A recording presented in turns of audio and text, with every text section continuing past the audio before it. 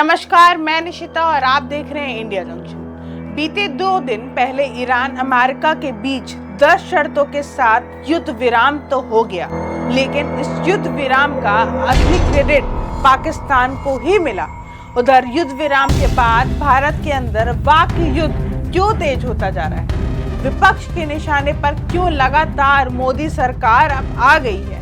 क्या मोदी का 26 फरवरी को किया गया इजराइल दौरा अब आने वाले समय में विपक्ष के हाथ एक बहुत बड़ा मुद्दा है?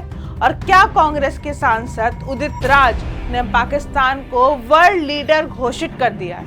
दिखाएंगे इंडिया जंक्शन की इस स्पेशल रिपोर्ट। ईरान, इजराइल और अमेरिका के बीच तनाव के बाद हुए सीज फायर से दुनिया भर में हलचल मच गई है और भारत में भी इसी मुद्दे पर राजनीति तेज हो चली है। आखिरकार सीज फायर के बाद भारत में वाक युद्ध क्यों छिड़ा हुआ है? मोदी को लेकर तरह तरह की बातें अब विपक्ष क्यों उठाने लगा है? इस बीच विपक्ष पूरी तरह से क्यों मोदी सरकार पर हमलावर दिख रहा है? क्या वाकई में मोदी सरकार ने ईरान अमेरिका युद्ध को लेकर कोई ठोस कदम आगे नहीं बढ़ाया था, जिसकी वजह से पाकिस्तान बाजी मार ले गया है? ये तमाम ऐसे सवाल हैं जिनका जवाब अपनी आज की इस रिपोर्ट में हम आपको दिखाएंगे भी और बताएंगे भी। दरअसल ईरान अमेरिका युद्ध विराम के बाद भारत में राजनीति तेज होती दिख रही है। इसी बीच कांग्रेस नेता उदित राज का एक बयान चर्चा में आ गया है, जिसमें उन्होंने पाकिस्तान को विश्वगुरु और ग्लोबल लीडर बताया है। इसके साथ ही उन्होंने प्रधानमंत्री नरेंद्र मोदी की विदेश नीति पर भी तीखा हमला बोला है और उनका कहना है कि सीज फायर के बाद पाकिस्तान और विदेश के लोग भारत का मजाक उड़ा रहे हैं। दिल्ली के पूर्व सांसद और कांग्रेस नेता ने कहा कि पाकिस्तान युद्ध रुकवाकर विश्वगुरु बन चुका है। पाकिस्तान को विश्वगुरु बोलने से लोग हैरान हो रहे हैं, क्योंकि भारत लंबे समय से दुनिया में अपनी मजबूत पहचान और नेतृत्व बनाने की कोशिशें कर रहा था। ऐसे में विपक्ष के इस बयान से राजनीति में बहस और ज़्यादा तेज हो गई है।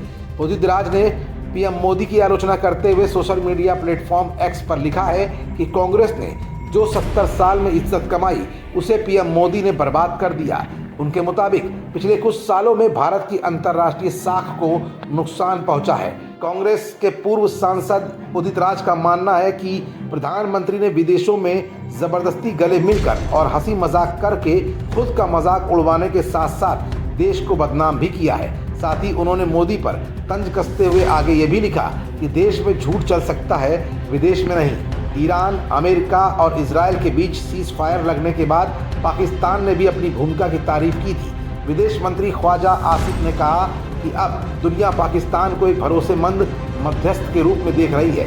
उन्होंने इस समझौते को अपने नेतृत्व की जीत बताया और कहा कि हाल के घटनाक्रम के बाद पाकिस्तान की छवि मजबूत हुई है। अब अंतर्राष्ट्रीय स्तर पर पाकिस्तान की तरफ तमाम देशों का ध्यान बढ़ गया है। अब ऐसे में 28 फरवरी को शुरू हुए युद्ध के 2 दिन पहले भारत के प्रधानमंत्री नरेंद्र मोदी का इजराइल दौरा कहीं न कहीं विपक्ष के हाथ एक बहुत बड़े मुद्दे के रूप में लग गया है।